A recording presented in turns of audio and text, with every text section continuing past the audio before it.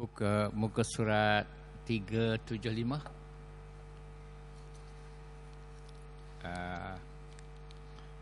Sepatutnya kita hari ini bermula pada perenggan yang keempat, la ala ghaibin am majlisihi.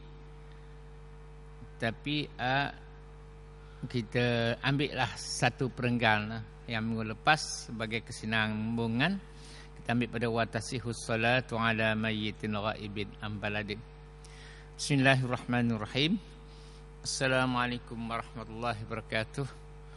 Alhamdulillahirabbil alamin. Wassalatu wassalamu ala Rasulillah Sayyidina Muhammadin wa ala alihi wa ashabihi wa man walah. Rabbi shrah li sadri wa yassir li amri wahlul 'uqdatam min lisani yafqahu qawli. Allahumma salli ala Sayyidina Muhammad. Allahumma salli ala Sayyidina Muhammad. Allahumma salli ala Sayyidina Muhammad. Wa tasihhu salatu ala mayyit. Nah, kita itu dia kata ambil sikitlah kesinambungan. Dia kata sah mensolati mayat yang ghaib. Ghaib artinya yang tidak berada di dalam kawasan yang bersangkutan. Dalam kawasan yang kita nak menunaikan solat itulah, artinya yang ghaib.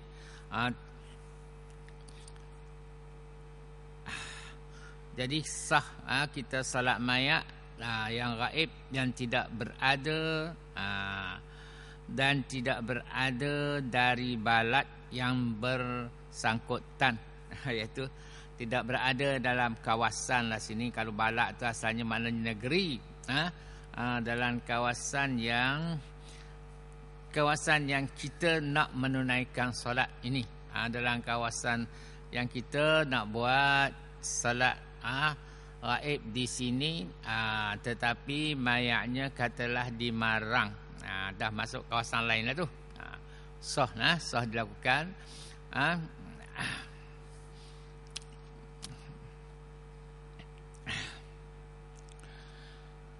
Sebagaimana mayat yang berada di tempat jauh dari balad, dari kawasan tersebut, yang menurut umum tidak biasa dikatakan bagi sebagai tempat yang masih bergandengan dengan balad tadi. Yang menurut pendapat umum, bila katakanlah di Marang tu dikatakan dah kawasan lain dah lah, bukan kawasan Kuala Terengganu lagi. Maka kita di Kuala Terengganu ini sah melakukan solat gaib kepada mayat itu.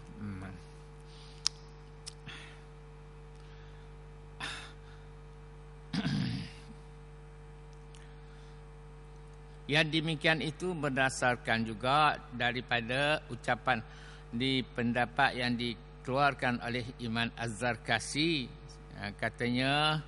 Kata Imam Az-Zarkashi, sesungguhnya tempat di luar sur.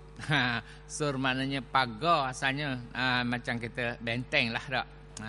Iaitu pada dululah maknanya satu kawasan dengan satu kawasan itu disempadankan dengan dinding ataupun dengan benteng. Sesungguhnya tepat di luar sur yang masih berdekatan dengan suatu balad adalah dihukumi sebagai yang di dalam sur.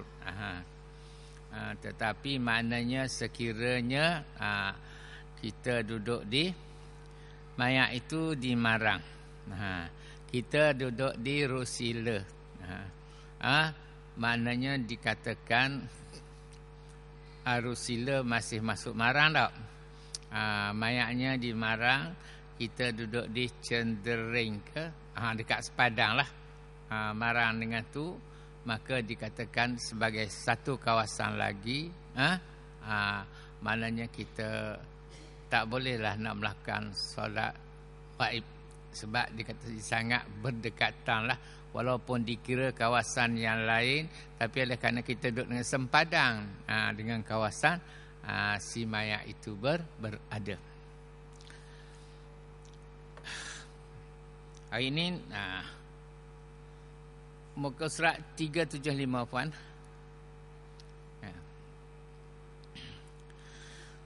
wa tasihu ala hadirin madfunin walau ba'da balaihi ghairi nabiyyin fala tasihu ala qabri nabiyyin li khabari sahihaini.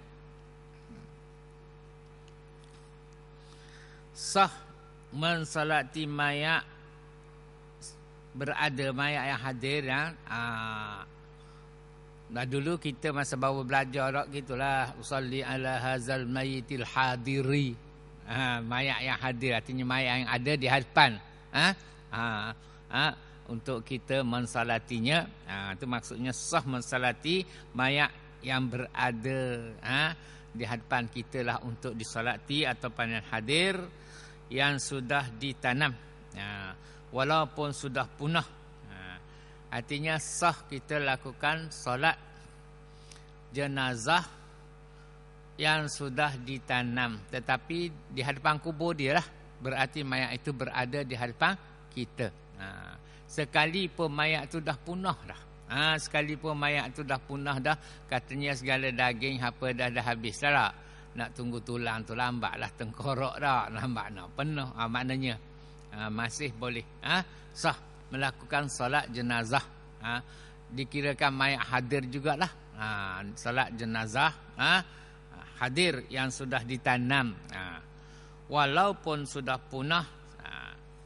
Selain mayat seorang Nabi, mayat Nabi, tak kira lah Nabi mana pun, apatah lagi Rasulullah sendiri, maka tak boleh dah nak semayang di hadapan kuburnya.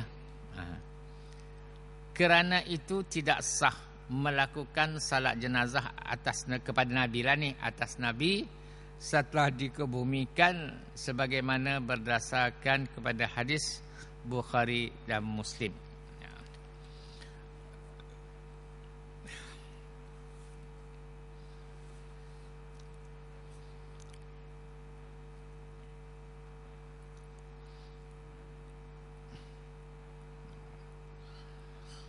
Jadi kita ulangi, sah dilakukan sembahyang bagi mayat yang gaib daripada negeri itu.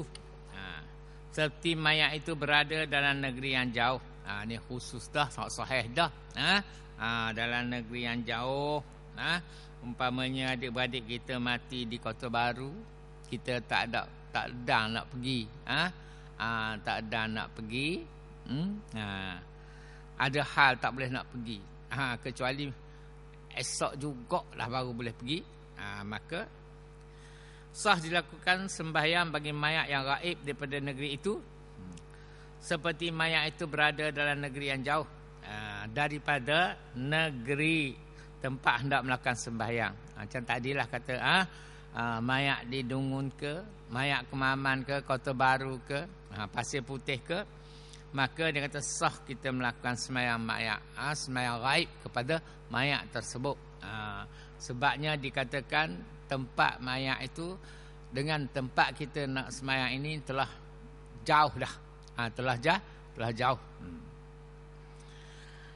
Dengan demikian sehingga negeri itu pada adat kebiasaannya tidak dinasbah kepadanya lah. Maknanya kita tu Pasir Putih tu dak nisbah dah. Kawasan Terengganu. Tak. Kalau kita kuat Terengganu pun dengan Kemaman tu, walaupun masih dalam negeri Kemaman, tetapi dah tersangat jauh dah. Kalau nak kira berapa marhalah dah. Maka bolehlah kita lakukan sembahyang gaib kepada si mati itu. Dengan syaratlah mayat itu telah dimandikan. Telah dimandikan dan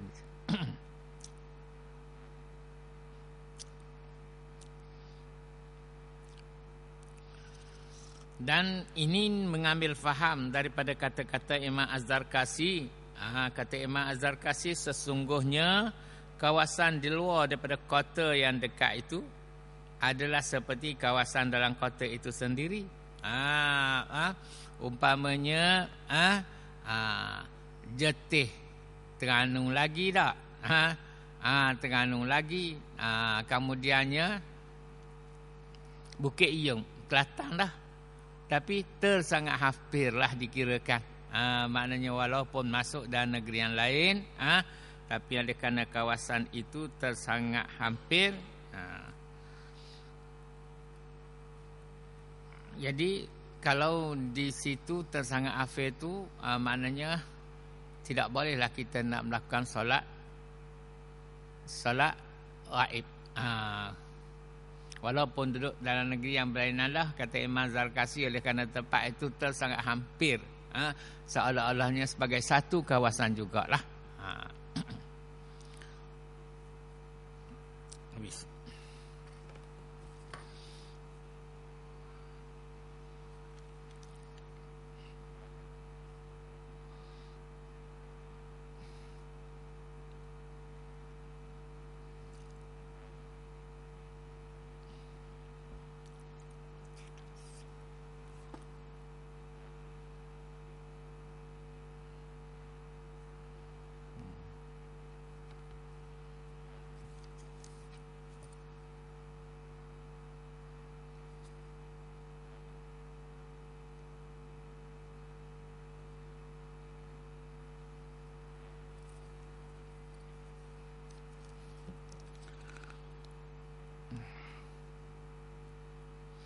Jadi dia kata tadi sah, sah mensolati mayat secara hadirlah yang sudah ditanam, walaupun sudah punah,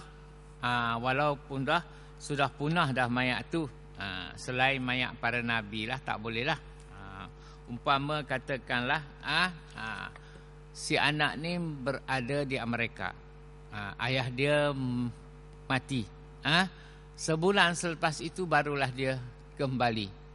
Maka kalau nak dikirakan mayat tu dah punah dah, yang tinggal hanyalah keraka je lagi, maka masih boleh, masih sah disembahyangkan di hadapan kubur itu dengan niat hadirlah dia.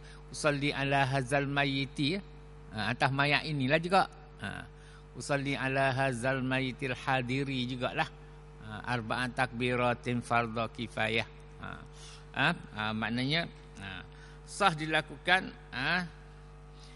sembahyang mayat bagi mayat yang itu yang ada hadir, yang sudah dikebumikan, walaupun selepas mayat itu sudah punah di dalam kuburnya selain daripada kubur Nabi lah, maka tidak sah dilakukan sembahyang mayat bagi Nabi di atas kubur Nabi berdasarkan pada hadis Bukhari dan Muslim.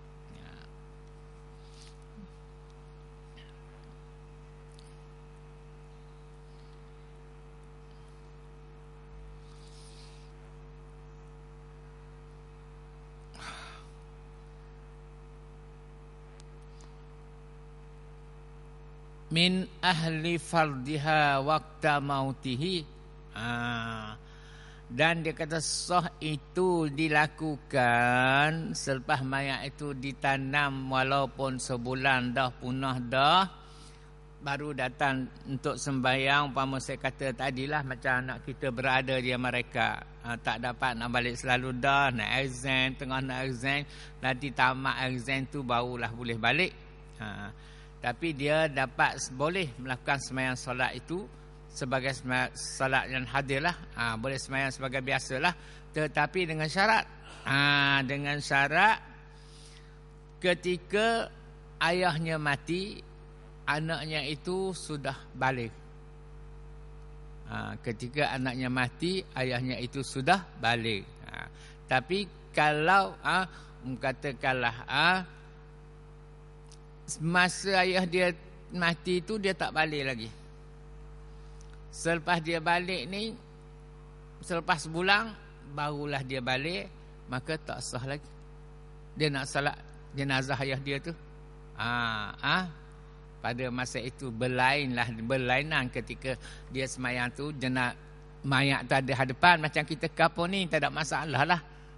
Balik tak balik pun asalkan memayitkan, tapi dengan syarat pula lah, katanya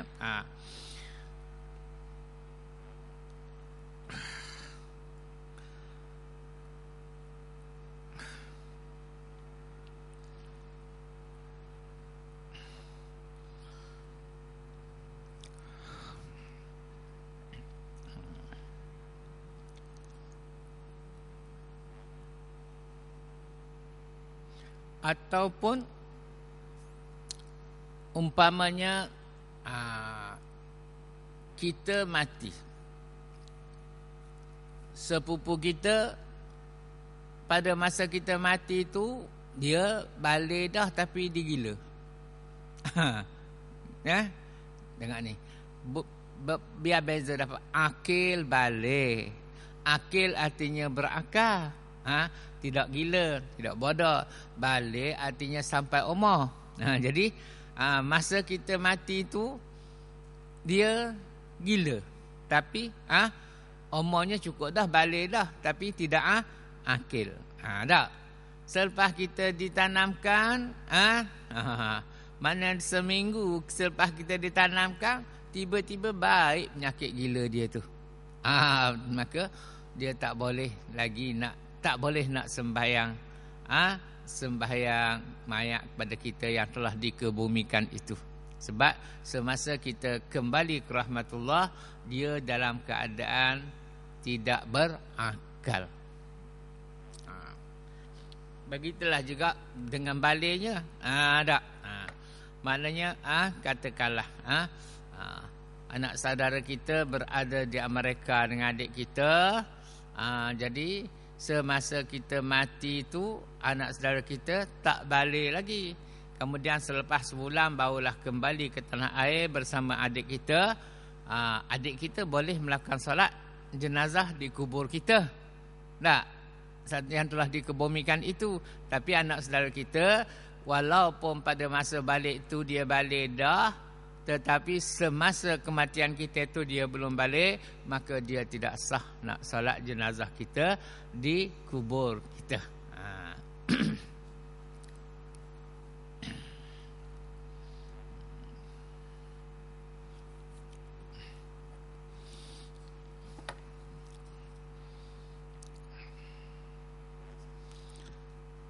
Itu maksudnya wa min ahli fardiha waqta mautihi. Dengan syarat orang yang nak datang solat jenazah di atas kubur setelah mayat itu punah dah, selepas dikebumikan, hendaklah dia bila dilakukan oleh orang yang memenuhi syarat untuk mengerjakan fardu solat. Yang bolehnya iaitulah orang yang pada masa kita mati itu dia adalah orang yang memenuhi syarat untuk mengerjakan fardu solat jenazah di waktu kematian. Bukan di waktu dia sampai kembali ke tanah air, di waktu kematian dulu. Dan telah saya terang, seandainya semasa kita mati dia tak balik lagi, kemudian setelah 2 bulan kembali ke tanah air, dia pun balik, maka dia tidak sah nak melakukan solat jenazah kepada si mati itu. Dengan sebab kenapa pada waktu kematian itu dia masih lagi belum mempunyai syarat yang sah untuk menaikkan solat jenazah. Boleh beza dah. Orang yang hadir dah, walaupun dia kanak-kanak, sah asalkan memayit. Tetapi yang tidak ada dalam negeri, balik setelah dikebumikan 2 bulan, sebulan barulah dia balik ke negara. Pada masa kematian itu dia tak balik lagi. Tapi bila selepas 2 bulan semasa dia balik, dia telah balik. Walaupun telah balik, dia tidak sah nak dirikan salat jenazah pada pakciknya. Sebab jika masa kematian itu dia tidak balik, tidak memenuhi syarat untuk menunaikan solat jenazah.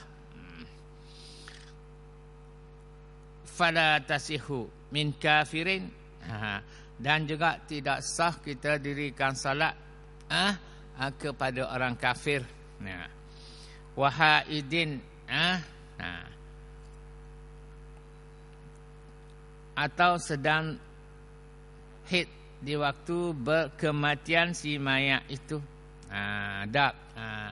Umpamanya anak perempuan, semasa mak dia mati dia dalam haid, jadi tak bolehlah nak solat. Kemudian setelah ditanamkan seminggu dia suci, dia nak dirikan solat jenazah mak dia. dikubur, tak boleh. Sebabnya pada masa itu, semasa kematian dia tidak dalam keadaan suci. Sebab solat jenazah ini bukan fardu kifayah untuk perempuan. Perempuan boleh menaikkan solat sunat jenazah, tetapi bukan fardu kifayah untuk dia. Fardu kifayah adalah untuk orang lelaki. Tapi orang perempuan boleh menunaikan. Dia sebut fardu kifayah juga, tapi sebagaimana yang telah kita belajar, jatuhnya kepada sunat. Jatuhnya kepada sunat. Sebab itulah seorang sekiranya anak di dalam haid ataupun perempuan di dalam haid semasa kematian, dia memang selepas kepada ditanamkan seminggu dia suci, maka tak boleh lagi dia tu nak salat jenazah di atas kubur. Sebab pada masa kematian itu dia tidak, orang yang tidak dapat menunaikan salat.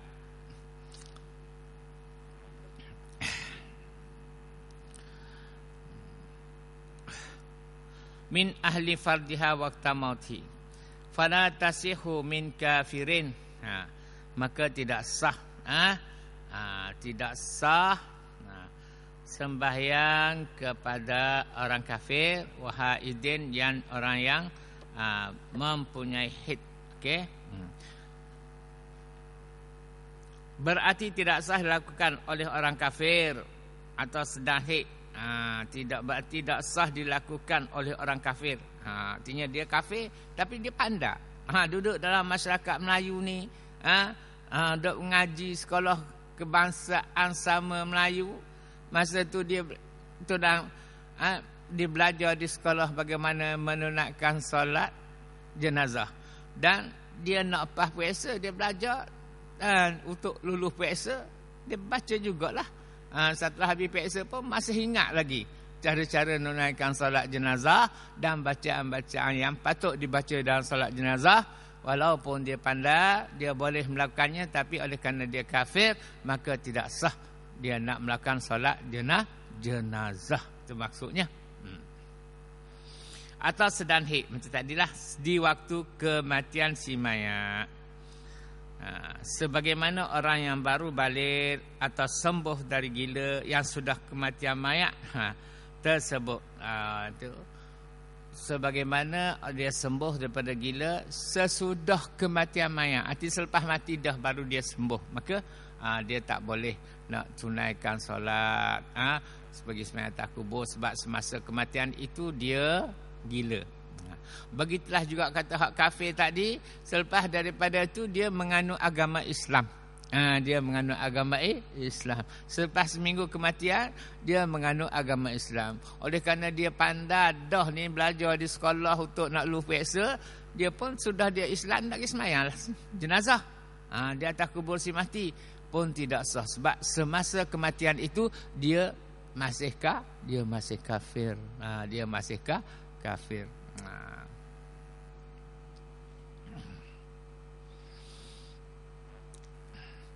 Sebagaimana orang yang baru balik, tadi gitu juga macam saya sebut tadilah, masa duduk luar negara tu, semasa kematian pakcik dia tak balik lagi. Selepas 2 bulan balik ke negara, dia pun balik. Maka tak sah juga dia nak pergi solat jenazah di kubur pakcik dia, sebab semasa kematian itu dia belum balik. Dia belum balik. Ayah dia bolehlah. Atau sembuh dari penyakit gila sesudah kematian mayat tersebut, sekalipun sebelum dimandikan. Sekalipun maknanya masa mati saat ni tak balik lagi, dekat nak mandi baru balik. Ataupun hak balik itu payah sangat, hak gila, hak siuman. Masa mati tu duk gila lagi, tak molek lagi. Bila anak mandi, esok nak mandi, sedar molek lah.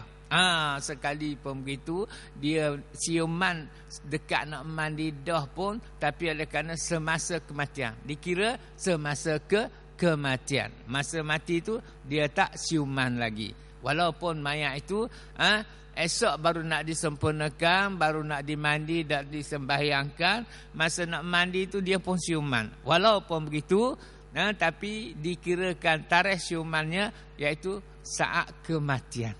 Dikirakan bila kematian itu iaitu siumannya pada saat, pada waktu kematian. Bukan selepas kematian, tidak. Walaupun selepas kematian, sebelum mandi dia jadi siuman balik pun, dia tak boleh dah nak menaikkan solat jenazah itu. Sebab yang perlunya, waktunya ialah waktu kematian.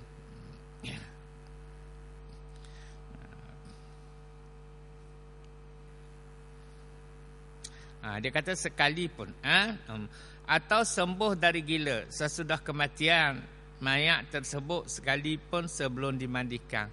Kena kira tak mandi lagi, orang tak sembahyang lagi, sudah mandi baru orang boleh sembahyang pada mayat dah. Walaupun begitu, dia tidak tidak boleh nak, tak sah melakukan sembahyang jenazah itu sebab dikirakan siumannya semasa kematian, bukan semasa pengurusan selepas kematian. Demikianlah yang sesuai dengan kalam dua guru kita.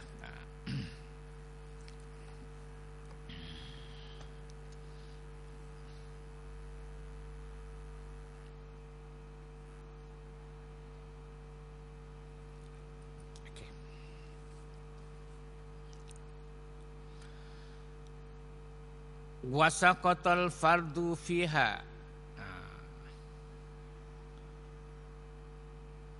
bizik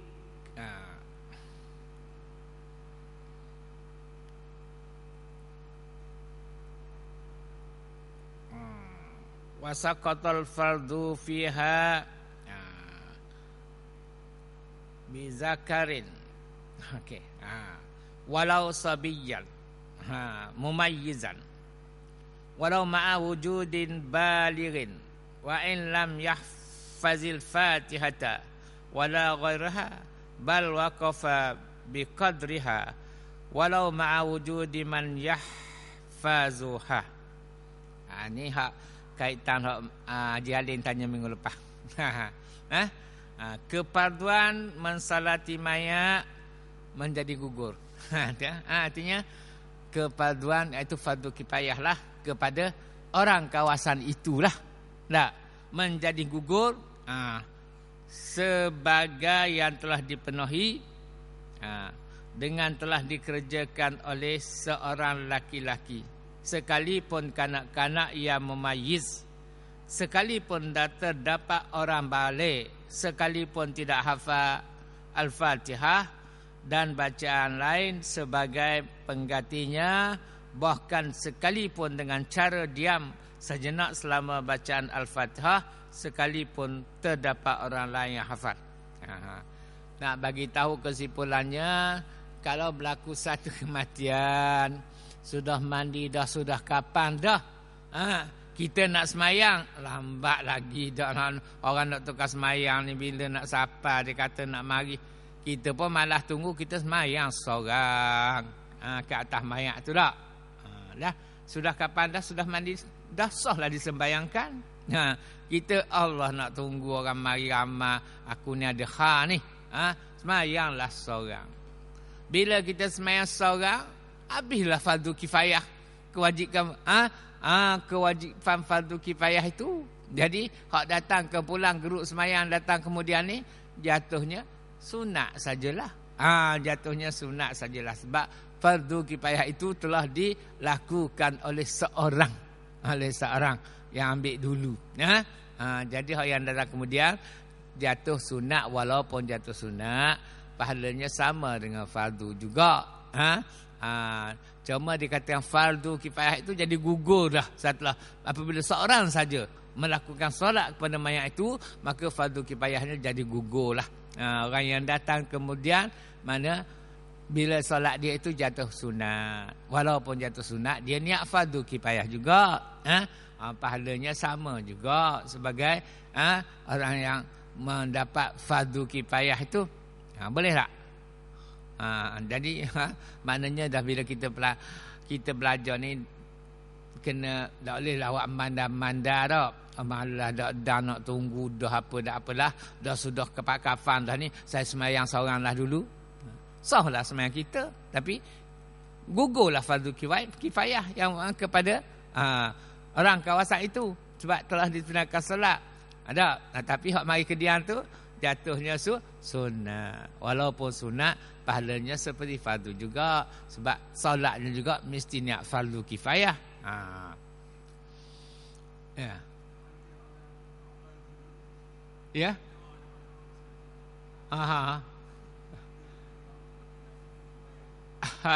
Dia doa lepas sembahyang ni tak ada wajib. Tak ada menjadi rukun. Cuma doa itu sewajarnya lah dilakukan. Sebab doa kepada si mati. Doa tak apalah. Doa dia pun jadi. Doa dia pun jadi juga. Doa yang wajibnya kalau lepas takbir yang ketiga Allahumma fillahu ataupun Allahumma fillaha.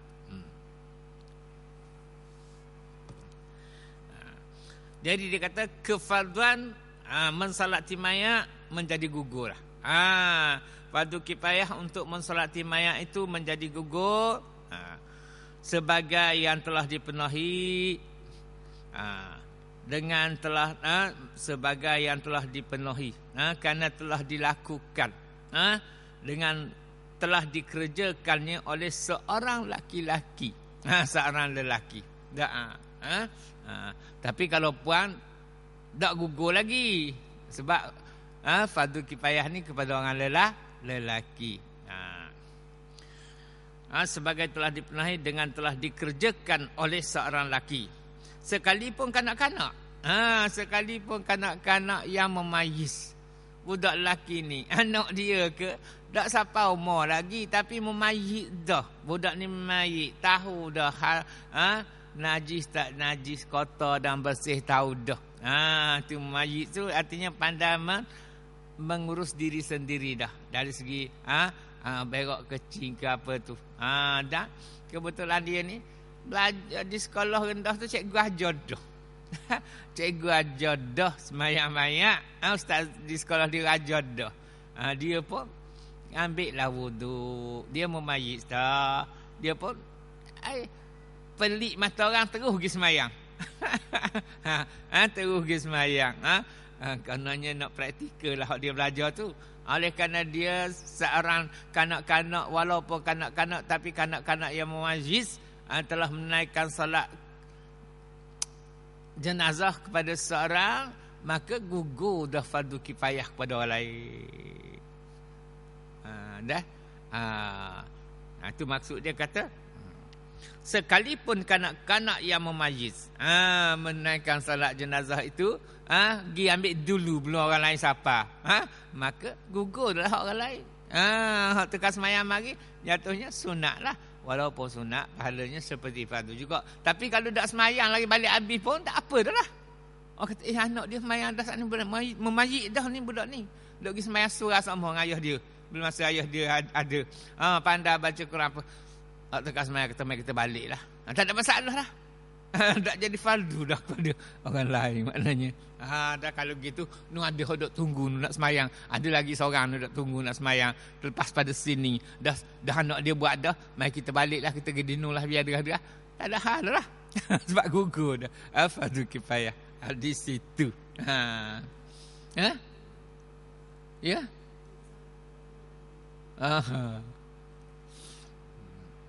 Yalah tu maknanya. Ini fiqh buat ni perkara yang boleh kemungkinan berlaku-belaka. Tak? Bolehlah kita pegang hukumnya. Bolehlah kita pegang hukumnya.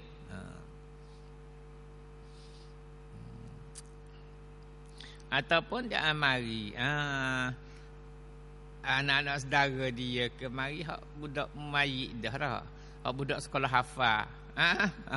Umur 7 tahun pergi masuk sekolah hafiz dah. Ingat belaka dah semayang-mayang ni.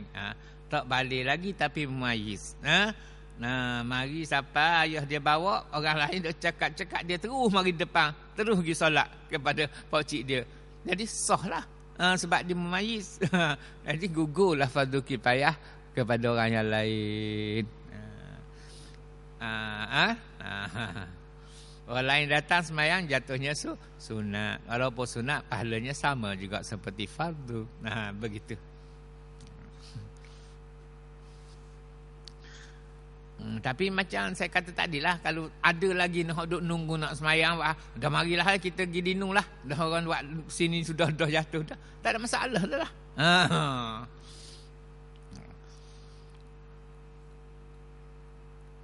Sekalipun kanak-kanak yang majlis, sekalipun terdapat orang balik, walaupun pada masa tu orang balik pun ada, bukan, tapi orang tak pun semayang lagi lah, badi nak tunggu.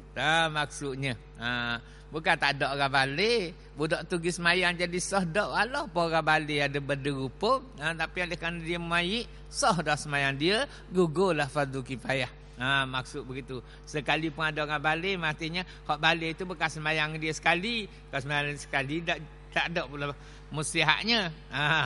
Berderu lagi ada. Duk tanah tu nak tunggu je. Nak tunggu orang sembahyang mari, nak balik naik sembahyang lah. Sekali pun begitu. Tapi dia seorang dia buat hal, jadi gugur belakalah fardu kifayah ke atas orang lain. Itu maksudnya.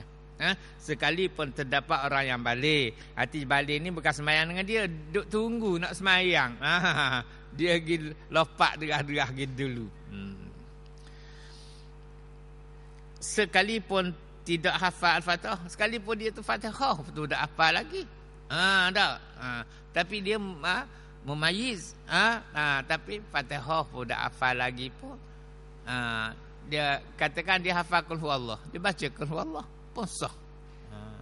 Ataupun tak baca benda, tak apa, dia duduk saja pun. Dalam istilahnya macam bertakbir saja tak. Lepas tu saja rehat, nak baca apa pun tak boleh. Kemudian takbir yang kedua pula. Barulah Allahumma salli ala sayyidina Muhammad. Sekali pun begitu sah dah sembahyang dia tu. Sekalipun terdapat orang balik, sekalipun tidak hafal Al-Fatihah dan bacaan lain pun tak apa juga, sebagai penggantinya, sebagai pengganti Fatihah. Macam kita belajar dulu kan, salat jenazah, takbiratul ihram, yang lepas takbiratul ihram yang pertama baca Fatihah. Tapi kalau dah ingat Fatihah, boleh ganti dengan ayat yang lain yang kita hafal dah. Kalau tak ada juga, duduk saja-saja. Kemudian takbir pula yang kedua, sah solat itu. Begitulah juga.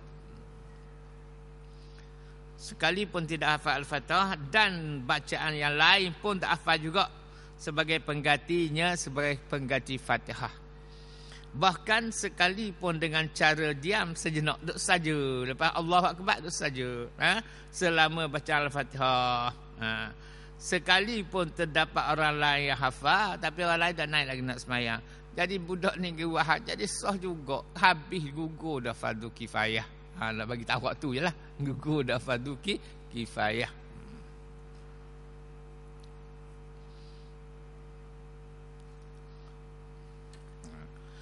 La bi'unsa ma'a wujudihi. Belum gugur dengan telah dikerjakan oleh seorang wanita. Artinya buang di semayang dulu. Laki dia mati, dia pun berok di semayang dulu. Laki berderu lagi, maka fardu kifayah tak gugur lagi. Orang laki naik semayang kemudian apa? Jadi dapatlah fardu kifayah itu, baru berlaku fardu kifayah. Hak perempuan semayang seorang tadi tak gugur fardu kifayah, sebab semayang dia tidak wajib.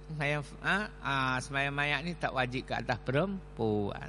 Dia boleh menunaikannya, sah solatnya, tapi tak gugur fardu kifayah. Sekiranya ada orang lelaki lah. Tapi kalau tak ada orang lelaki, gugur dah lah. Umpama macam zaman dulu lah. Sah-sah ke laut, kapal tu ke laut. Piabah dia pergi ke laut ngesing lah ke untuk lelaki. Habis pergi ke laut ni mesing. Tinggallah bini je duk kapal. Berlaku kematian. Maka tak ada orang lelaki. Puan ni pandai. Duk kapal ni waktu lelaki tu boleh Aku dengar sama ustazah mengajar sembahyang mayat dah. Maknanya kalau tak ada orang lelaki sungguh, barulah gugur fardu kifayah apabila solat jenazah itu didirikan oleh orang oleh perempuan. Tapi kalau ada orang lelaki, umpamanya anak puan dia dulu pergi sembahyang jenazah ayah dia, tak ada orang lelaki naik lagi.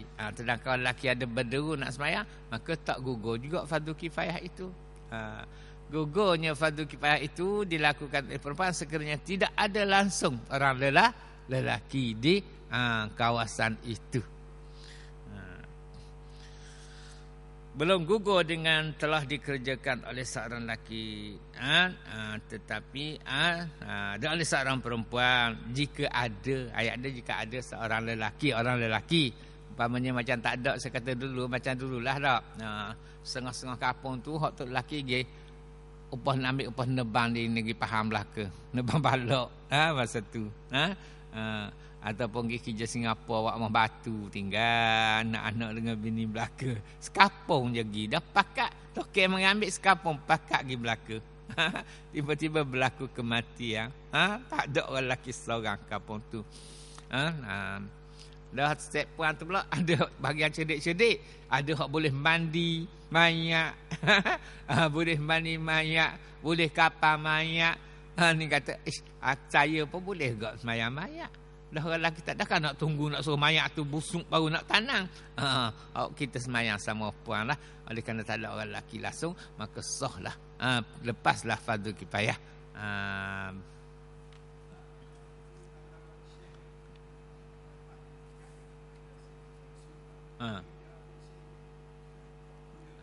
Nak bagi ambil. Dah.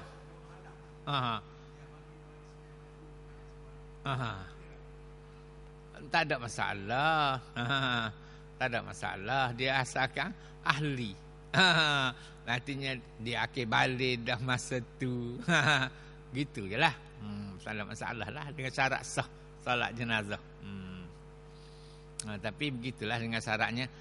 Dengan syaratnya datang, sebab kita boleh tunggu untuk memandikan, tapi kalau sudah mandi sudah kapan dah yang tak boleh nak tunggu lama tu. Setelah selesai dah kapal, sepatutnya selepas kapal disembahyangkanlah. Tapi nak tunggu hak proses mari di Terengganu nak sembahyang jetih.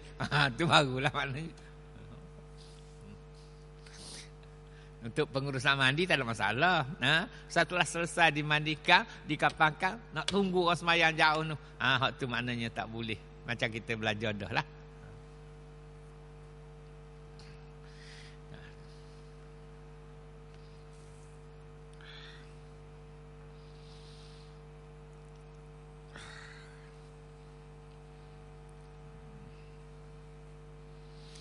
Tetapi tidak gugur, itu wajib lagi sembahyang dengan dikerjakan oleh seorang perempuan. Dengan sedangkan ada orang lelaki dah kampung tu. Macam katalah macam bini dia kata aku nak sembahyang lah. Sementara orang sembahyang tak mari lagi, aku nak sembahyang dulu. Kebanyakannya cara yang betul orang puan ni kena sembahyang selepas orang lelaki sembahyang. Barulah dia, sebab dia bukan fardu atas dia. Kena biarlah fardu kifayah tu lepas dulu, barulah dia buat. Tapi dia pandai semayang. Walau pandai semayang, bukannya ilmu tentang semayang jenazah tu dia mengetahui seluruhnya. Dia pun pergi semayang lah. Bila dia pergi semayang, sedangkan orang lelaki deru ada, maka tak gugur lagi fardu kifayah. Kalau saya kata gugur ni, sekiranya tak ada seorang lelaki. Sekepulang pokok-pokok lelaki kapal tu pergi kerja luar. Kalau dulu zaman cloud, pergi cloud di Mesin, Piambah. Ataupun masa saya muda-muda dulu, badi pergi kerja wak mah batu di Singapura. Berderu, bagi sepok. Tinggallah puan lah, barulah gugur kalau puan buat pun, sebab tak ada orang lelaki langsung dah. Dah kan nak lok mayat busuk. Begitu.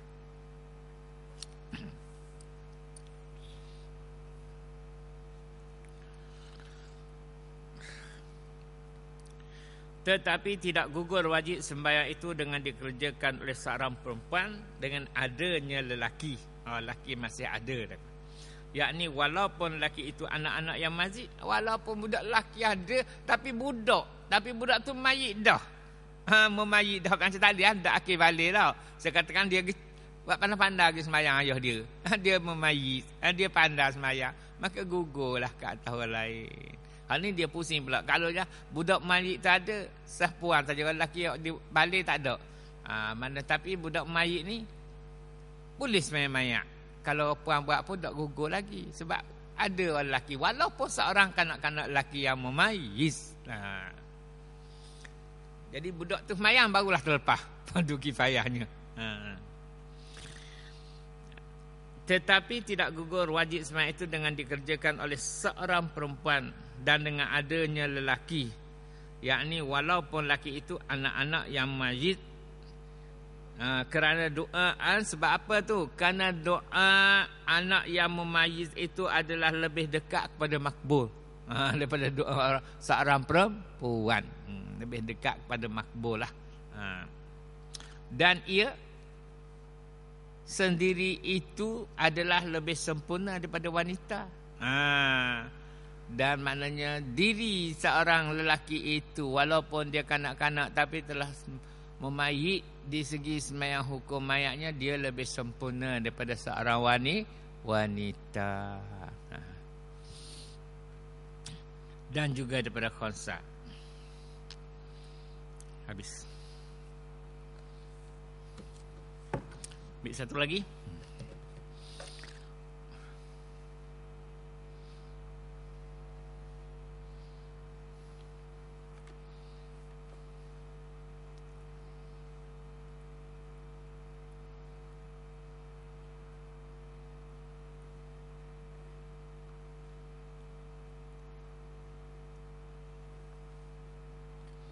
Okay. Boleh mensalati beberapa orang mayat dengan hanya satu kali sahaja. Macam hak kita, hak amal tu kita nanya, macam kita pergi Mekah lah sekali yang berderu dah. Ataupun hak berlaku kebakaran baru ni, hak apa, pusat tahfiz apa tu dah. Maknanya ramai-ramai semayang sekaligus. Ataupun hak anak beranak kemalangan tak mati, boleh juga sembahyang sah disembayangkan sekaligus dengan sekali sembahyang. Boleh mensalati beberapa orang mayat dengan hanya satu kali saja, dengan sekali sembahyang saja sah. Boleh. Beberapa mayat yang berarti harus niat mensalati mereka seluruhnya lah. Tapi dengan syarat niat ke atas mayat ini. Dengan sebab dengan syarat kita niat tu, aku saja aku semayang ke atas mayat ini ataupun ke atas mereka semua. Empat takbir fardu kifayah. Kalau niat aku semayang atas mayat ini tak jadi juga. Sebab mayat itu, atas mayat ini seperti kita semayang atas seorang. Dengan syarat kita niat itu. Boleh mensalati beberapa orang mayat dengan hanya satu kali saja sembahyang, yang berarti harus niat mensalati mereka seluruhnya. Harus boleh dilakukan sembahyang sekaligus ke atas beberapa mayat dengan sekali sembahyang, tetapi niatnya mensalati mereka seluruhnya ataupun ke atas mayat ini ataupun ke atas mereka semua.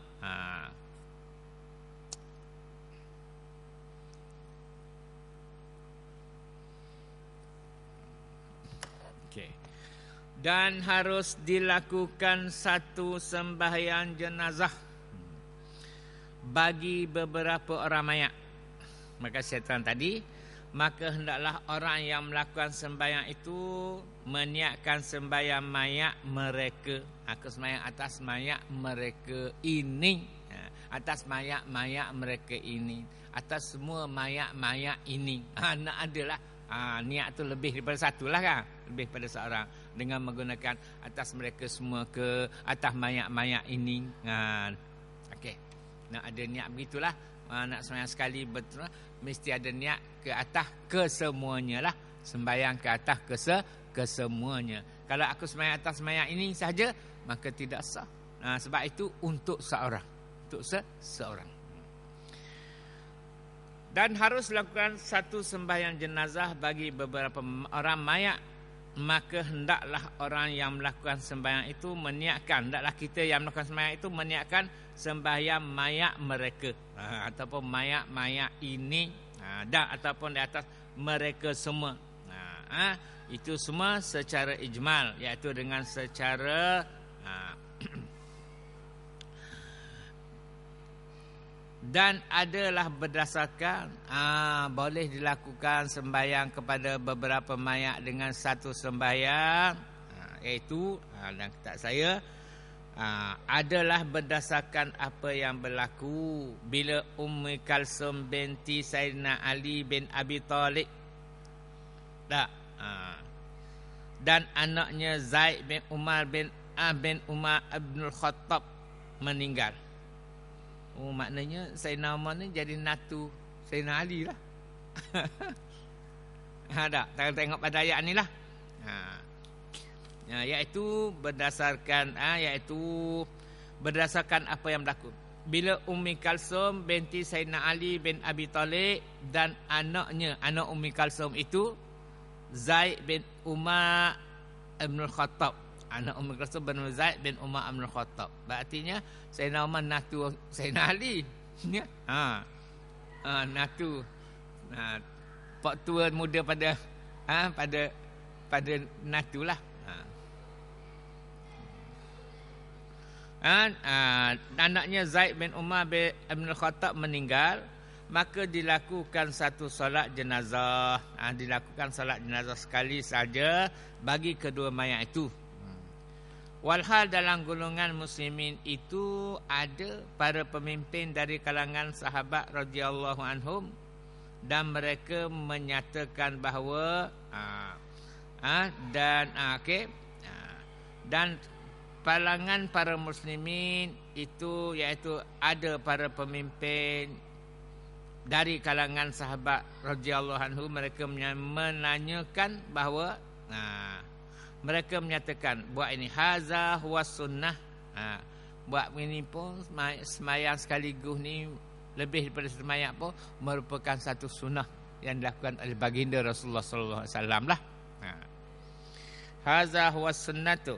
Ini adalah sunnah Nabi sallallahu alaihi wasallam. Diriwayatkan oleh Abu Daud dan An-Nasa'i dengan isnad yang sahih.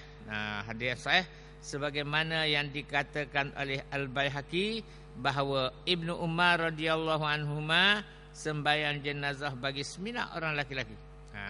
Ada Al-Baihaqi, Imam Al-Baihaqi menyatakan bahawasanya Ibnu Umar radhiyallahu anhuma, anak Sayyidina Umar, itu Abdullah bin Umar. Ibnu Umar itu Abdullah bin Umar, anak pada Sayyidina Umar radhiyallahu anhuma, sembahyang jenazah bagi 9 orang laki-laki dan perempuan. 9 orang laki-laki dan seorang perempuan. Maka dijadikanlah yang laki itu dekat dengan imam. Tapi dengan syarat pula orang laki ni mayat laki berhadapan dengan imam. Berhadapan dengan imam, okey. Dan yang perempuan itu dari arah kiblat. Tapi perempuan menghadap ke kiblat lah. Bukan di belakang, maknanya di bawah sikit tapi menghadap ke kiblat. Orang lelaki ni menghadap kepada jenazah, menghadap kepada jenazah. Tapi dalam saat sembahyang jenazah ni si mati itu adalah merupakan imam. Merupakan imam. Sebab itulah tak boleh nak mayat duduk belakang pada orang sembahyang. Tak kita baca dah. Taklah para orang sembahyang itu mestilah belakang daripada mayat. Dalam istilahnya sembahyang jenazah ni mayat itu seolah-olah imam. Di dalam sembahyang jenazah itu dia kena depan. Orang sembahyang tak boleh depan daripada sembahyang. Mana gitulah lelaki. Perempuan pun tak boleh nak bawa belakang. Tak boleh nak bawa. Dia kena straight, tapi perempuan taklah berhadapan dengan imam tapi menghadap kiblat lah. Dalam barisan yang lain, susunan yang lain, puan nak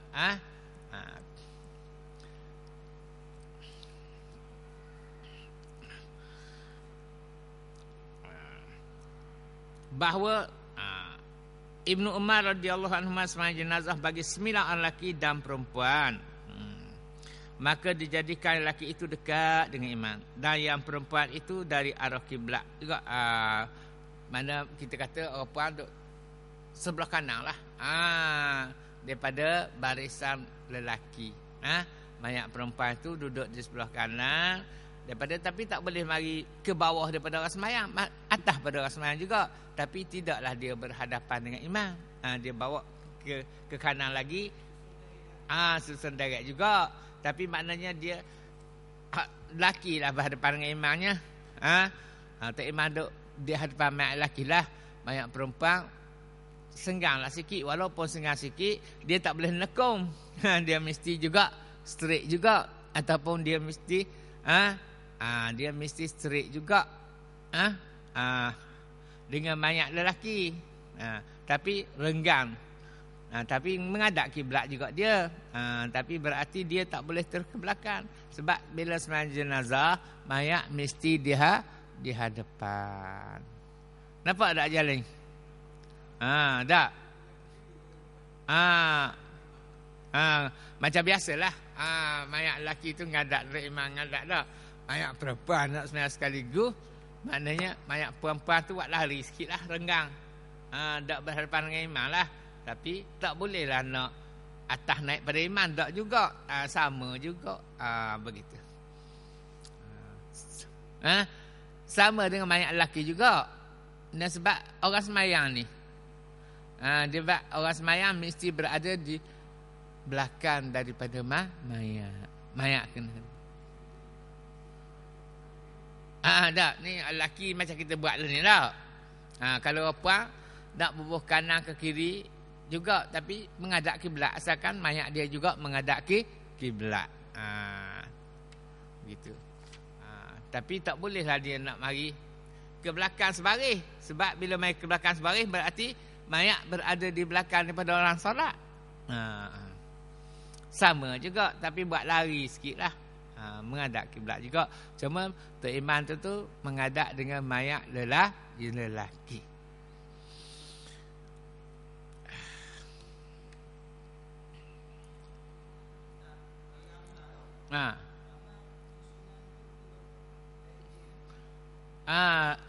Jelah kalau sepik mayat tu buat dua baris tak apa. Orang sembahyang tu jangan lakah, jangan ke depan daripada mayat.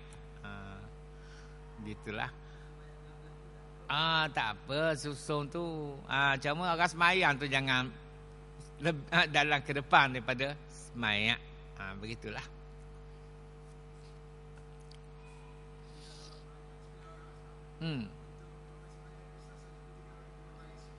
Orang sembahyang sesa 3 baris. Orang sembahyang 3 orang je. Boleh tak?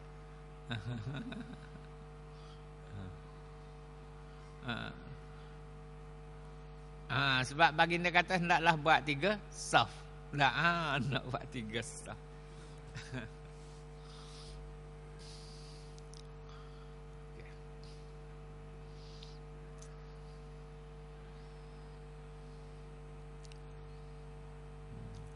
Dan perempuan maka dijadikan yang jenazah bagi 9 orang lelaki dan perempuan, maka dijadikan yang lelaki itu dekat dengan imam dan yang perempuan itu dari arah kiblat.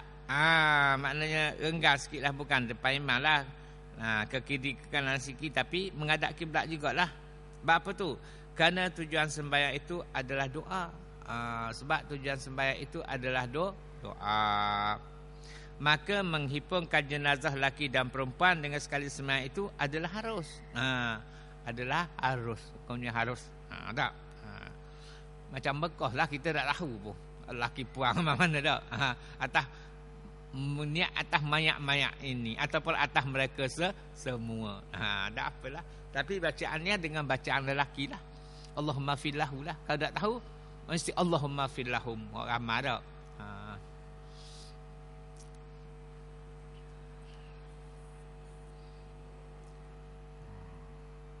Maka menghimpunkan jenazah lelaki dan wanita dengan sekali sembahyang itu adalah harus. Tambahan. Cara meniakkan secara ijmal itu adalah misalnya ia berniat sahaja aku melakukan sembahyang jenazah bagi mayat yang hadir ini di kalangan muslimin, atau bagi mayat yang disembayangkan oleh imam. Dia tak kata mayat-mayat, tapi dia kata di kalangan muslimin. Artinya ramai lah. Ataupun dia kata aku melakukan sembahyang jenazah bagi mayat yang hadir ini di kalangan muslimin. Muslimin tu jamak min yanung. Kalau di kalangan muslimin min sinlami seorang lagi. Tapi bila kata muslimina atau muslimuna ramai dah tu. Dari segi nahunya jamak. Atau bagi mayat yang disembayangkan oleh imam. Tak imam ni yang lagu banyak mana kita ikut tak imam sajalah. Sembahyang atas bagi mayat yang disembayangkan oleh imam. Okey, kita berhenti takat ini dulu hari ini.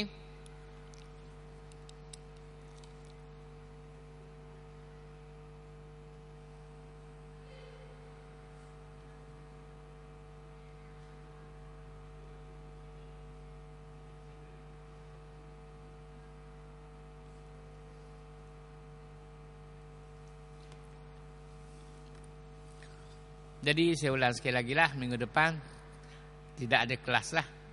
Sebab cuti Christmas. Bukan raikan Christmas dah. Maknanya bila cuti tu banyaklah halnya. Ada pergi panggilan ke apa ke. Kalau kita tak ada apa, rumah ada hal. Begitulah dah. Kita cadang doh hari ni nak pergi situ-situ, abang ke kelas pulak. Jadi maknanya senang lah.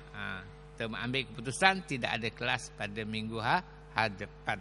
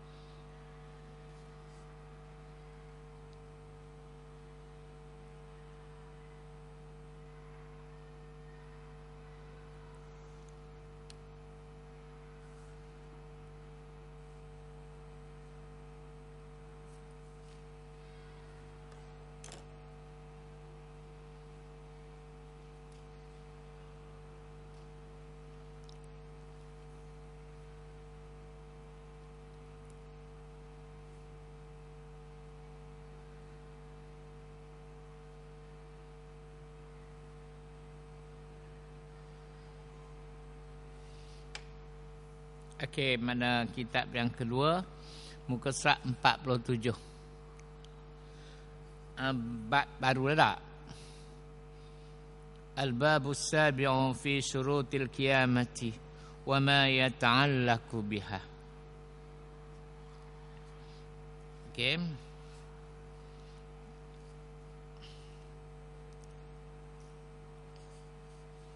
Ini kita telah dengar bahagian sampainya hadiah daripada orang yang hidup pada semati.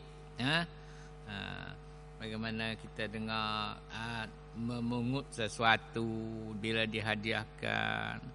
Ada yang duduk diam saja tapi di hadapannya bekas yang bercahaya. Iaitu dia telah anaknya selalu menghadiahkan kepadanya, tak perlu lagi dah pungut hak orang lain tu.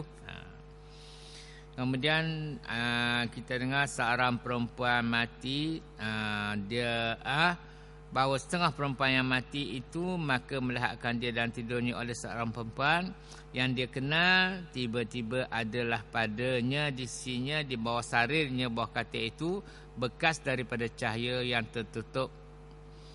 Maka tanyalah perempuan yang mimpi itu, apa bekas ini? Berjana tu bekas lah.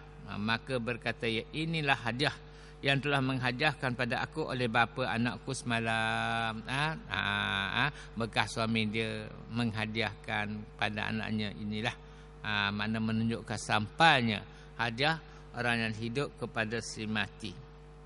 Maka tak kala jaga perempuan yang mimpi itu, bila puan mimpi jaga menyebut ia akan demikian itu bagi suami mayat itu, dia pun bagi tahulah kepada suami mayat, saya mimpi semalam, saya tengok di hadapan di bawah katil isteri awak tu bekas yang bercahaya. Saya tanya, dia kata inilah hadiah yang dihadiahkan oleh bapa anakku semalam. Lalu hak lelaki itu pun jawablah tok janda, dia berkata, aku baca semalam satu daripada ayat Al-Quran dan aku hadiah kepadanya.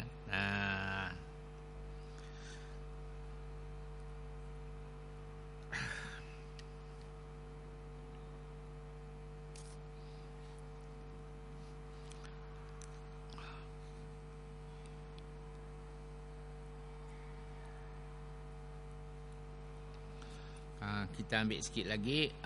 Khatimah kita ambil dulu. 1, 2, 3, 4, 5, 6. Baris ke 6 daripada bawah muka surat 46. Sebagai penutuplah khatimah ni. Telah mengeluar oleh Abu Daud dan An-Nasai. Hadis daripada Abu Daud dan An-Nasai daripada Ibn Abbas. Diwayatkan daripada Ibn Abbas. Ibn Abbas ni ialah Abdullah bin Abbas, sepupu pada baginda Rasulullah sallallahu alaihi wasallam.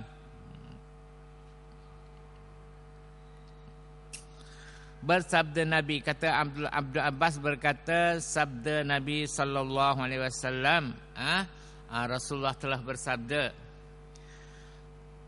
akan segala perempuan yang ziarah kubur. Bila hak tu berkenaan dengan ziarah kubur ni.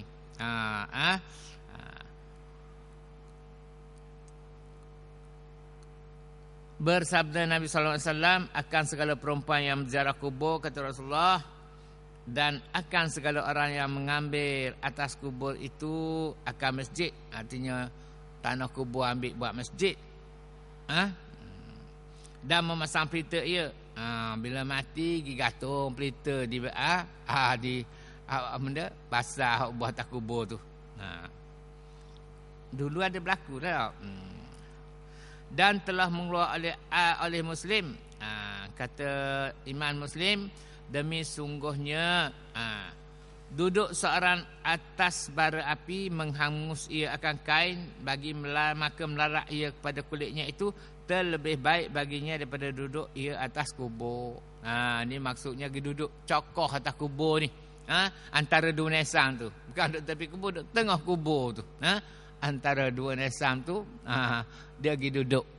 Itu maksudnya. Artinya macam kita duduk atas mayat lah tak? Begitulah. Kata Imam Muslim, demi sungguhnya duduk seorang atas bara api, hangus akan kain, melarat ia pada kulitnya itu lebih baik lagi. Lebih baik lagi baginya daripada bahawa duduk ia atas kubur. Artinya menunjukkan sangat dilarang. Sangat dilarang duduk di atas kubur. Bukan atas kawasan kubur dak, di atas kubur betul lah, antara dua nesang tu. Duduk congok dah. Di atas. Dan telah mengeluar oleh Ibnu Mandah daripada Qasim bin Muhaimirah, berkata ia, demi sungguhnya bahawa aku pijak atas mata lembengku hingga nyata berdarah kakiku, terlebih kasih kepada aku daripada bahawa aku pijak atas kubur. Kata pula Ibnu Mandah, mengatakan diambil daripada Qasim bin Muhammad berkata iaitu Qasim bin Muhammad berkata, demi sungguhnya aku pijak atas mata lembingku sehingga berdarah kaki pun lebih baik lagi, lebih kasih ni aku lebih suka lagi daripada walaupun sakit sampai berdarah kaki aku pijak mata lembing ni, tapi aku rasa lebih suka lagi daripada aku pijak atas kubur. Pijak atas kubur tu. Kubur artinya dada si mati, perut si mati dan kubur tu lah. Dan bahawa seorang laki-laki pijak ia atas kubur. Kenapa tu? Bahawasanya sekiranya seorang laki-laki itu memijak ia di atas kubur, dan bahawa hatinya itu ingat, dia bukanlah orang lalat dak. Dia sedar pun dia pijak ni, duk pijak atas kubur ni, atas kubur si mati ni. Bukanlah kata dia orang lalat, orang tak tahu dak. Orang tahu juga. Tak. Tiba-tiba mendengar ia akan suara daripada kuburnya kepadanya. Tiba-tiba terdengarlah suara daripada kuburnya kepadanya itu, iaitu suara itu berkata kepadanya, engkau jauhkan olehmu daripada aku, dan jangan engkau menyakiti akan daku. Jauh ki, turunlah daripada pijak atas kubur ni, sakit aku, kata Sim'ah. Engkau menyakiti akan daku. Kamu pijak atas kubur pun seperti mu pijak atas aku juga, sakit. Sebab itu haram pijak tu. Inilah dua tanbih, inilah dua peringatan. Salah satu daripada keduanya itu telah berkata segala sahabat kami, haram sembahyang kepada kubur anbiya. Itu haram, habislah tu. Salah satu daripada keduanya itu, dan telah berkatalah segala sahabat kami, sahabat Rasulullah, haram sembahyang kepada kubur para nabi. Tadilah kita dengar dalam fiqh tadi tak? Kubur mayat yang telah walaupun telah punah boleh lagi datang sembahyang di kuburnya, kecuali mayat kubur para nabi dan para rasul tak boleh, haram disembahyangkan. Berkata segala sahabat sahabat kami haram sembahyang pada kubur nabi dan aulia. Sebab katakan semua nabi-nabi pun mayatnya tak hancur, bahkan kain kafannya pun tak hancur. Tak hancur, tak punah mayat dia. Sebab itulah dulu ada pernah berlaku orang orang Nasrani ke nak ketek mayat Rasulullah. Tak, nak curi mayat Rasulullah. Dia pun pergi kampung tu, dia sewalah sebuah rumah. Dia tiap-tiap hari duduk gali terawang nak pergi sapa ke kubur. Tiap-tiap hari duduk gali terawang nak pergi sapa ke kubur. Tak dan sapa, Allah mentakdirkanlah raja bernama apa pada masa tu bermimpilah. Bermimpi bahawasanya ada dua orang yang hendak mencuri mayat Rasulullah. Dia tunjuklah wajah nak curi tu. Dan raja tu ingatlah. Maka baginda pun datanglah ke Masjid Nabawi.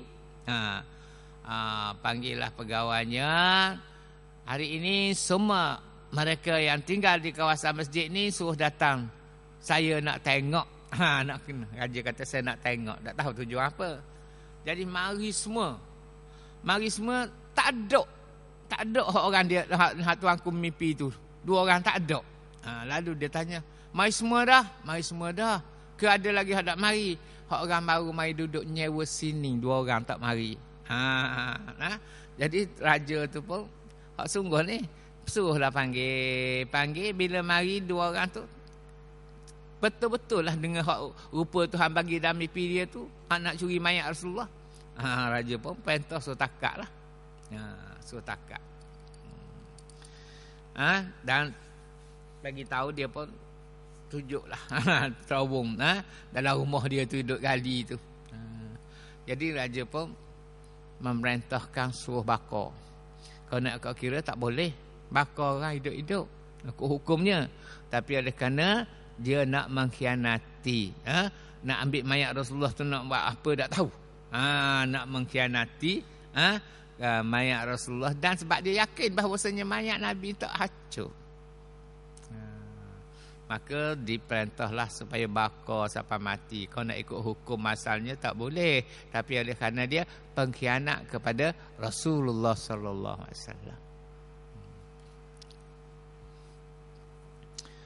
Inilah dua tanbih, salah satu daripada keduanya itu telah berkata segala sahabat kami haram sembahyang pada kubur anbiya, para nabi dan aulia, para wali dan syuhada, pada yang syahid dan segala kubur ulama. Kerana mengambil berkat dengan yang mempunyai kubur itu dan kerana membesarkan baginya. Habis.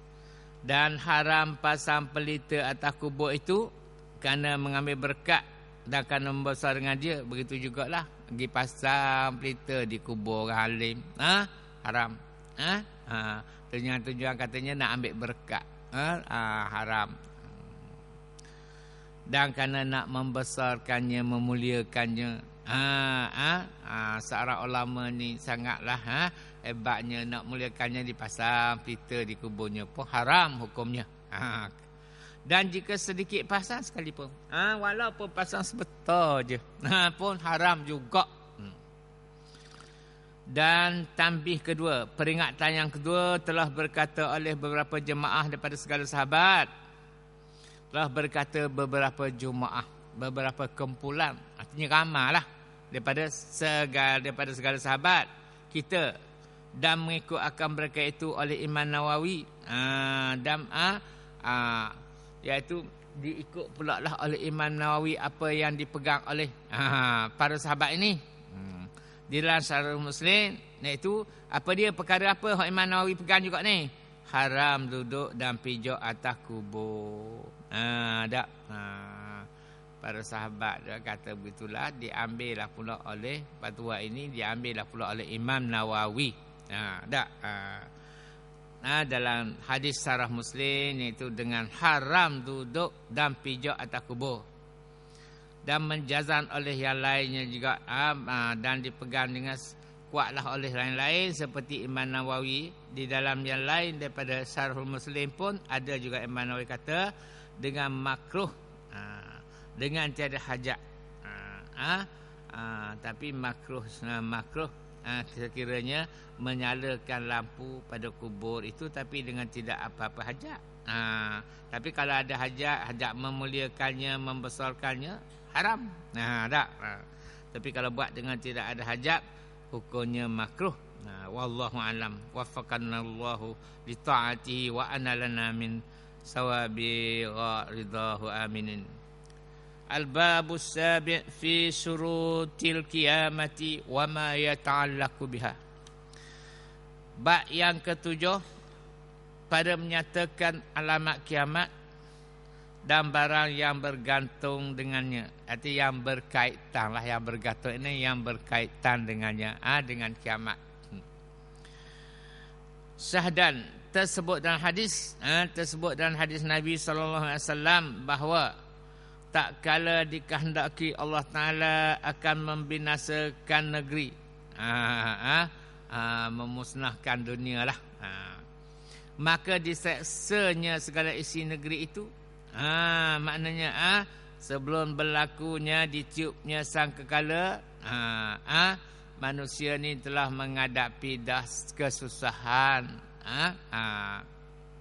Seperti firman Allah Ta'ala, ambil daripada ayat Al-Quran, wa in min qaryatin illa nahnu muhlikuha qabla al-qiyamati aw mu'azzabuha azaban syadida.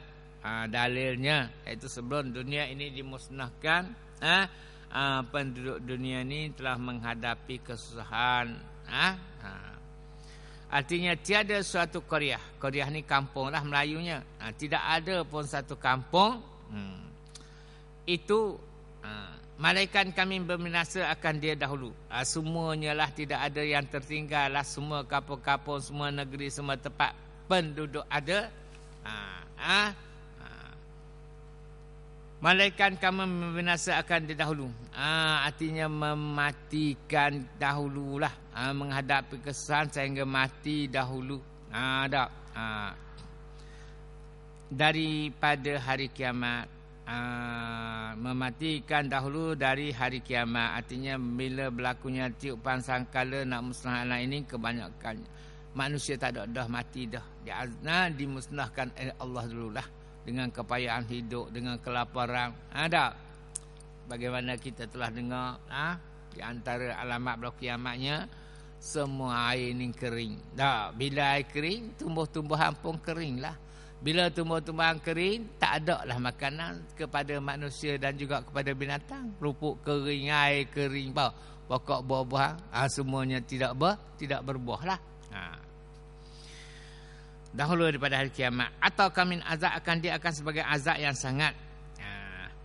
Dan adalah segala negeri yang binasakan Allah Ta'ala itu, maka negeri Mekah yang musyrifah itu dibinasakan Allah Ta'ala dengan kaum Habsah. Sebelum berlakunya kiamat, negeri yang dimusnahkan termasuklah negeri Mekah. Negeri Mekah itu, Mekah al-Musyarrafah yang mula itu dibinasakan oleh Allah Ta'ala dengan kaum Habsah. Dibinasakan diserang oleh tentera Habsah, tentera Kristian lah, Ethiopia.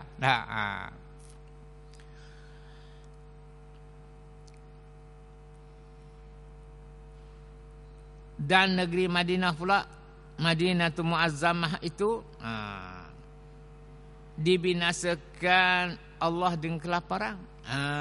Negeri Mekah dibinasakan oleh serangan penaklukan oleh tentera Habsah. Manakala Madinah pula dibinasakan pula dengan sebab kelaparan.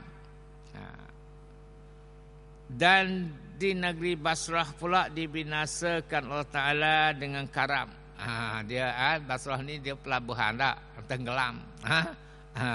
Itu gelombang yang besar lah, kita tsunami lah tak. Dibinasakan.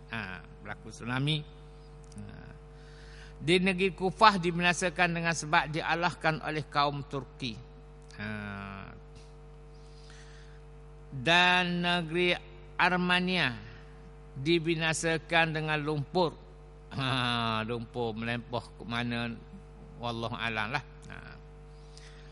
Dan rendah, dengan lumpur dan rendah, maka jadilah lempahan air. Air naik tinggi. Macam sekarang lah gelombang besar tak.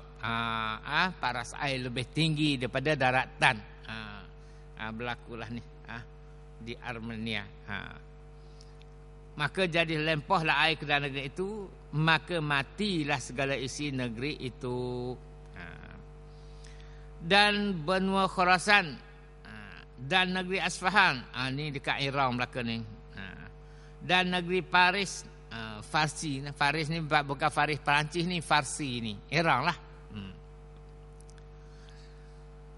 Berbunuh-bunuhan mereka, berbalah-balahan pula, sama-sama orang kawasan tu. Tak, sama sendirinya.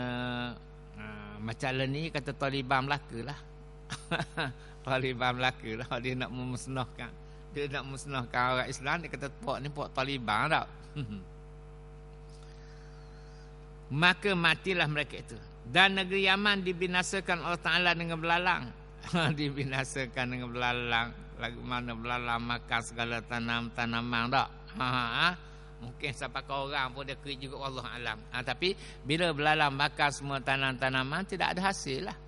Kelaparan lah akan berlaku. Berlakulah kelaparan.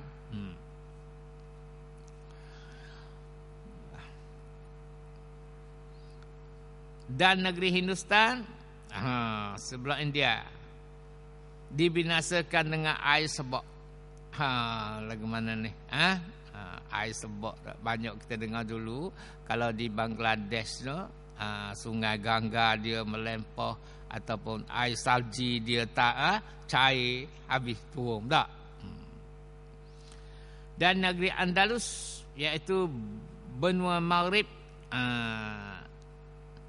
Andalusia, Afrika Utara, dibinasakan dengan kering air sungai. Dan negeri Mesir dimasakan dengan tiada air sungai. Sungai pun kering. Dekat nak berlaku kiamat ni. Dan ketahui olehmu bahawa alamat kiamat itu amat banyak. Kata pengarang kitab ini, alamat kiamat itu sangat banyak yang menyampai akan dia. Nak boleh berlakunya kiamat, banyaklah berlakunya alamat-alamat kiamat berlaku dulu sangat banyak.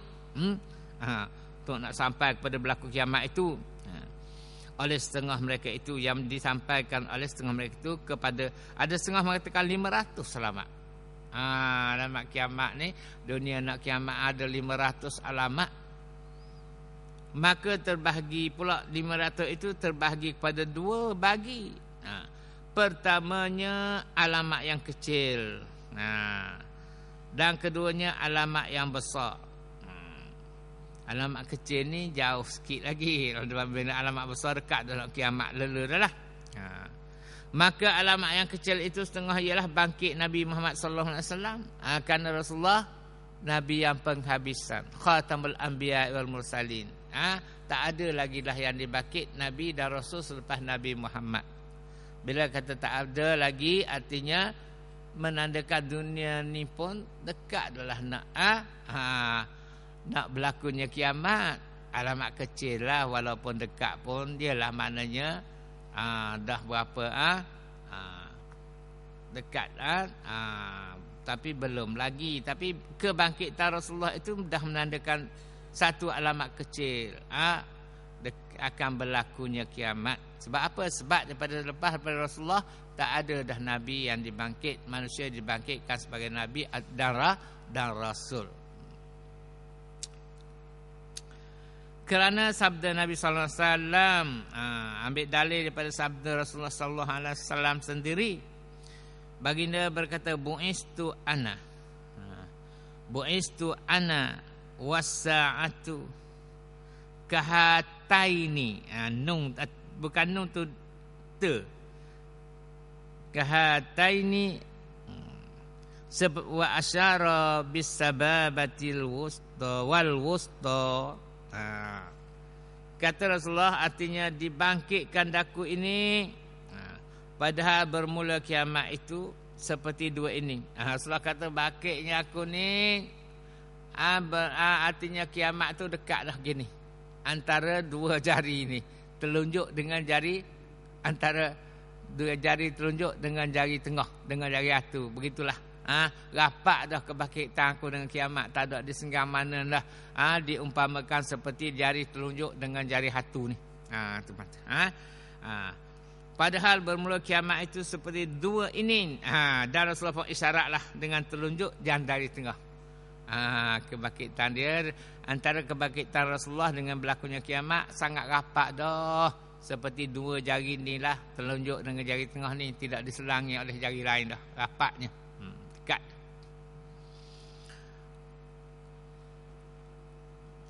Dan setengah daripadanya diambil akan ilmu dengan mati ahlinya. Setengah daripadanya nak berlaku kiamat, Allah Ta'ala mengambil segala ilmu tu. Ambil lagu mana? Dengan mematikan para ahlinya, para alim ulama. Alim ulama dimatikan. Bila alim ulama dimatikan, tak ada lah ilmu yang untuk disebarkan, habis dah lah. Tinggal hak baru tak ada dah. Sebab ulama ini pewaris Nabi tak? Pewaris Nabi. Tidak ada Nabi, maka alim ulama lah sebagai pewaris Nabi yang menyambungkan dakwah. Jadi bila dekat nak kiamat, Allah mematikan para alim ulama. Tidak ada ganti lagi tak? Kalau ada pun tak sama dah. Kau kurang sama dah daripada alim ulama dah. Mati ahlinya, iaitu alim, dimatikan alim ulama, dan zahir segala jahil. Zahir segala jahil. Maka banyak pula lah orang jahil ni mengaku pandai pula. Mengaku pandai. Ulama tak ada dah. Hak jahil pula bangkit, mengaku pandai, royak gini, reka gini. Dan banyak berlaku perzinaian Itulah sekarang ni dah maknanya dah. Masanya dah. Dan berjual beli manusia dengan riba. Berlaku sedang berjalan lah maknanya. Dan banyak gempa bumi. Sekarang ni sikit-sikit gempa bumi. Sikit-sikit gempa bumi tak? Di kawasan yang sama juga tak? Kawasan Israel tak ada. Yang kenanya kawasan Iran. Kawasan Palestin tak? Dapat aliran dia dah. Macam mana? Dan bulan terlebih dengan banyak gempa bumi dan terlebih bulan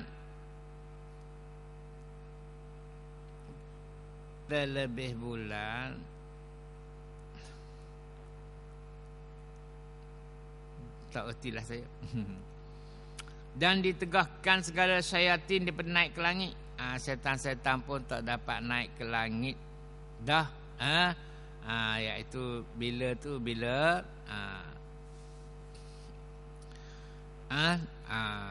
Rasulullah dibangkitkan, syaitan tak dapat dah naik ke langit, tak dapat dah nak ngitar, nak dengar apa yang berlaku di atas sana. Dan mengamankan orang yang khianat. Orang yang melakukan pengkhianatan dari segi hukuman selamat. Tak?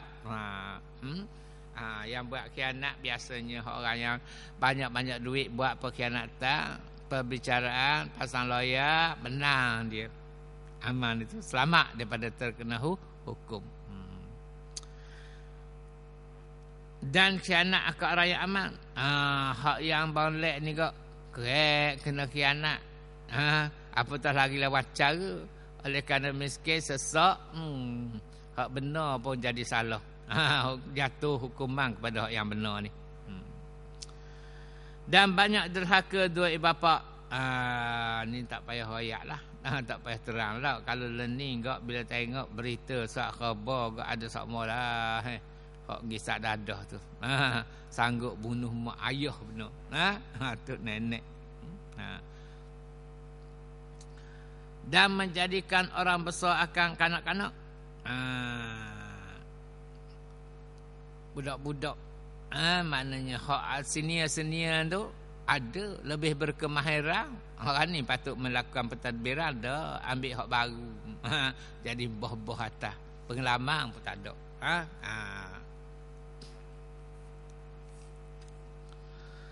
Dan berpanjangan di dalam negeri.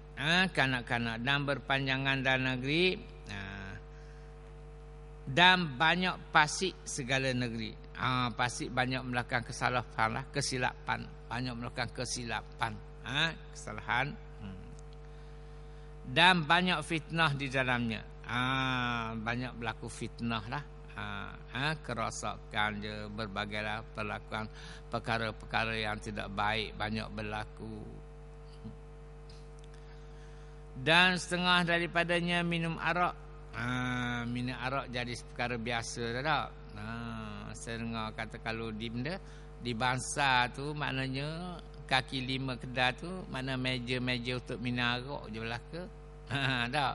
Pagi esok bertaburan arak dia kata yang dianggap ringan. Teng arak bertaburan. Arak yang tidak memabukkan. Tak mabuk arak dan arak lah. Dan banyak perempuan sedikit laki-laki. Kita tahu dah tak? Dah kelas sekolah tu. Hingga adalah bagi 50 orang perempuan itu orang yang melahirkan laki-laki seorang juga. Bagaimana perempuan nak dunia kiamat ni? Sehingga 50 orang perempuan setera seorang lelaki. Dan setengah daripadanya maka memuliakan yang hina. Orang hina jadi mulia. Hina. Tapi oleh kerana ada pangkat dimuliakan.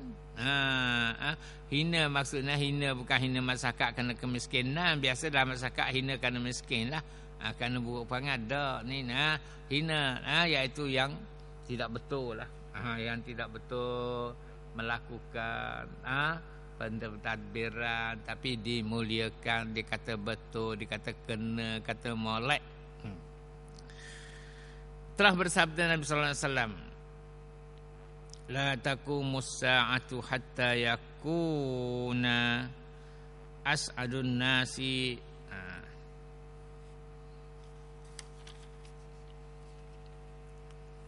lakam bin lakan. Artinya tiada berdiri kiamat.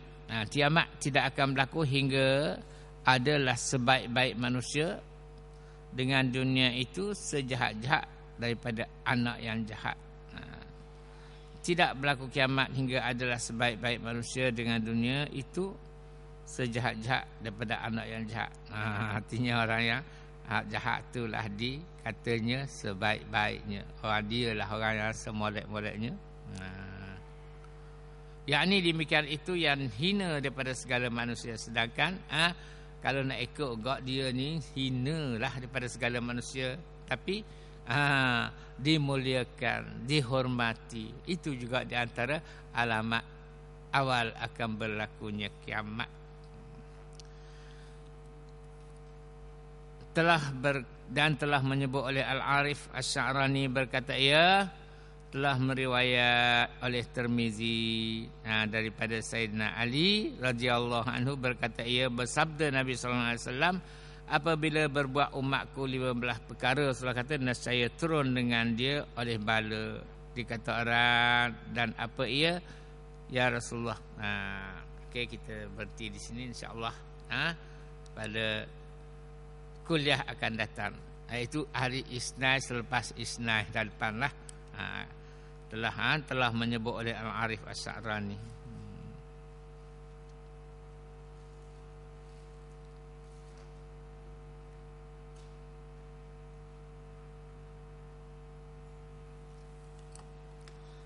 Sekian wabillahi taufiq wal hidayah. Wassalamualaikum warahmatullahi wabarakatuh. Terima kasih kepada para sahabat yang sama-sama menjayakan majlis ilmu pada hari ini. Mudah-mudahan majlis kita akan dapat berterusan lagi. Amin ya rabbal alamin. Bismillahirrahmanirrahim. Alhamdulillahirabbil alamin. Hamdan yuwafi ni'amah wa yukafi'u mazidah. Ya Rabbana lakal hamdu kama yanbaghi li jalali wajhika wa 'azimi sultanik.